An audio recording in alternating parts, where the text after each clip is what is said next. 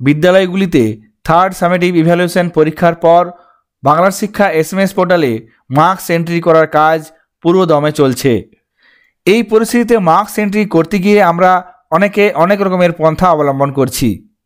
গতানুগতিক যে পদ্ধতি ছিল, নির্দিষ্ট ক্লাসের জন্য নির্দিষ্ট সেকশনের ফাইলটি খুলে নিয়ে সেখানে আপডেট করা, মার্কস এন্ট্রি করার পর সাবমিট করা। বর্তমানে 2024 সেশনের জন্য একটি নতুন পদ্ধতি দেওয়া হয়েছে। এক্সেল ফাইলের মাধ্যমে মার্কস এন্ট্রি করার পর সেই ফাইলটি আপলোড করলে মার্কস এন্ট্রির কাজ হয়ে যাচ্ছে। খুব দ্রুত অনেক ছাত্রছাত্রীর নম্বর এইভাবে আপনারা আপলোড করতে পারছেন। তবে এই এক্সেল ফাইলের মাধ্যমে বাল্ক মার্কস আপলোড করতে গিয়ে অনেকে অনেক রকমের পদ্ধতি অবলম্বন করছেন। বিশেষ করে র্যান্ডাম ফাংশন আপনারা ইউজ করছেন, সেক্ষেত্রে আপনারা সমস্যায় পড়তে পারেন।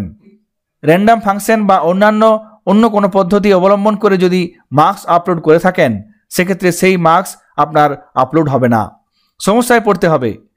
যথেষ্ট খাটার পর মার্কস এন্ট্রি করে আপলোড করলে যদি আপলোড না হয়, সেক্ষেত্রে অনেকটাই সমস্যায় পড়তে হবে।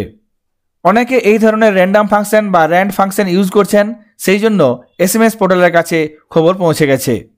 SMS পোর্টাল যারা মেনটেন করেন তাদের কাছে এই খবরটি পৌঁছে গেছে এবং এই পদ্ধতিতে যাতে মার্কস এন্ট্রি না করেন সেই সংক্রান্ত ব্যাপারে নোটিফিকেশনও দেওয়া হয়েছে। চলুন দেখে নিই SMS পোর্টালে সেই নোটিফিকেশনটি কী দেওয়া হয়েছে। এক্সেল ফাইল ডাউনলোডের মাধ্যমে মার্কস এন্ট্রি করার কাজ আমরা অন্য কোনো পদ্ধতিতে অবলম্বন যাতে না করি, সেই বিষয়ে এখানে একটি নোটিফিকেশন দেওয়া হয়েছে। চলুন দেখে নিই সেই নোটিফিকেশনটি কী বলা হয়েছে। এখানে বাঁ দিকে অনেকগুলি অপশান আছে, তার মধ্যে থেকে মার্কস এন্ট্রি করার জন্য আমরা ইভ্যালুয়েশন অপশানে ক্লিক করব।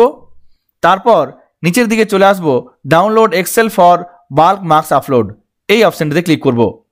মার্কস এন্ট্রি করার জন্য এক্সেল ফাইল ডাউনলোড করতে গেলেই এখানে দেখুন একটি মেসেজ দেওয়া হয়েছে, please avoid using the rand function in excel files, otherwise your marks will not be uploaded.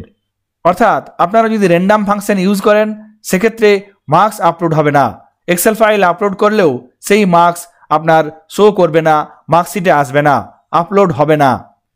Random জাতীয় এই ধরনের আরও অনেক ফাংশন আপনারা যদি ইউজ করে থাকেন, সেক্ষেত্রে সেই নম্বরগুলি আপলোড হবে না, মার্কশিটে শো করবে না। সুতরাং SMS পোর্টাল যারা মেনটেন করেন তাদের কাছে এই খবরটি পৌঁছেছে এবং তারা সঙ্গে সঙ্গে এই জায়গাতে একটি নোটিফিকেশন দিয়ে দিয়েছেন যাতে র্যান্ড ফাংশন মার্কস এন্ট্রি করার ক্ষেত্রে এক্সেল ফাইলে ব্যবহার না করা হয়। এই ধরনের ফাংশন ব্যবহার করলে মার্কস আপলোড করলেও সেক্ষেত্রে আপনার মার্কস আপলোড হবে না, মার্কশিটে দেখা যাবে না। সুতরাং আপনারা সহজ পদ্ধতিতে এক্সেল ফাইলে শুধুমাত্র নম্বর পুট করে তারপর আপলোড করুন, কোনো ধরনের কোনো ফাংশন ইউজ করবেন না। তাছাড়া যে গতানুগতিক পদ্ধতি আছে সেই পদ্ধতি অবলম্বন করেই এই মার্কস এন্ট্রির কাজ করুন।